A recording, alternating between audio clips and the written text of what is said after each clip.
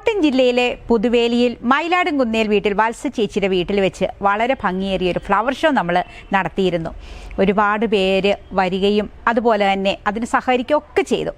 അങ്ങനെ ഞാനൊരു വലിയ വീഡിയോ ഒക്കെ ഇട്ടിട്ടുണ്ടായിരുന്നു. ഒരുപാട് പേര് അതിനും അഭിനന്ദനങ്ങളൊക്കെ അറിയിച്ചുകൊണ്ട് എനിക്ക് മെസ്സേജുകൾ അറിയിച്ചു.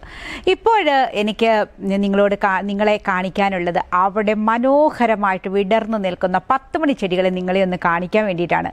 നല്ല രസമുള്ള 10 മണി ചെടികളുടെ ഈ പൂക്കൾ കാണാൻ തന്നെ എന്തൊരു ഭംഗിയാണ്.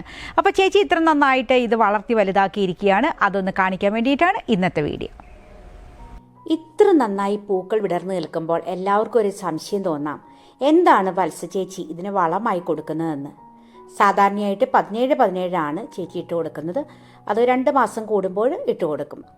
അതുപോലെ തന്നെ നല്ല കഞ്ഞിവെള്ളം എടുത്ത് അത് പുളിപ്പിച്ച് അതിൽ ചാരം കൂടി മിക്സ് ചെയ്ത് കുറച്ച് വെള്ളവും കൂടി ചേർത്ത് ഡൈല്യൂട്ട് ചെയ്ത് അതും ഇടയ്ക്കിടയ്ക്ക് ഒഴിച്ചു കൊടുക്കാറുണ്ട്.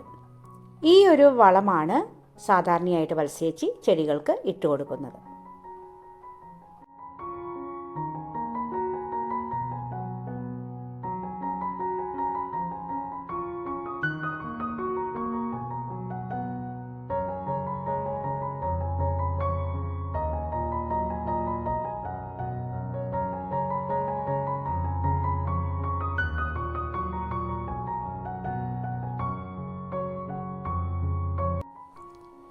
ഇത് സാധാരണ 10 മണി ചെടിയല്ലേ, ഇതിന് ഇത്രമാത്രം കെയറിങ്ങിൻ്റെ ആവശ്യമുണ്ടോ എന്നൊക്കെ നമുക്ക് ചോദിക്കാം. പക്ഷെ നമുക്കറിയാം, നല്ല കെയറിങ് ഇല്ല എങ്കിൽ പെട്ടെന്ന് തന്നെ നശിച്ചു പോകുന്ന ഒരു ചെടിയാണ് 10 മണി ചെടികൾ.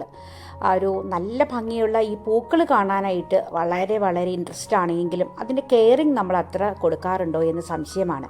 എന്നാൽ എല്ലാ ദിവസവും നനച്ചും അതിൻ്റെ ചുറ്റിലും വരുന്ന കളകൾ പറിച്ചും എപ്പോഴും കൂടെ നിൽക്കുന്നത് കൊണ്ടും അത്യാവശ്യം വളങ്ങൾ ചെയ്യുന്നത് കൊണ്ടും നനയൊക്കെ കൃത്യമായി ചെയ്യുന്നത് കൊണ്ടും ആയിരിക്കാം ഇത്രയധികം പൂക്കൾ നല്ല ഭംഗിയായിട്ട് നിൽക്കുന്നത്.